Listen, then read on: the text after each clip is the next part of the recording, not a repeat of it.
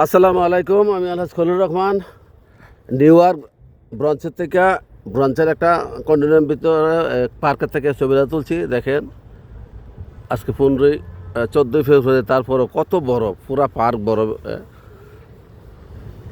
আচ্ছন্ন হয়ে রয়েছে দুপুরের পরন্ত। তো ভাইজান আসসালামু আলাইকুম। আপনার দেশে বাড়ি কোথায় ভাইজান? কুমিল্লা। তো এখানে কিনে আসছিলেন? ঘুরতে যান, একটু গার্ডেন না ঘুরতে এসে যাবেন কোথায়? আচ্ছা, তো কেমন আছেন আপনি? কয় বছর হয়েছে আইসেন? কেমন মাল টাল কামান?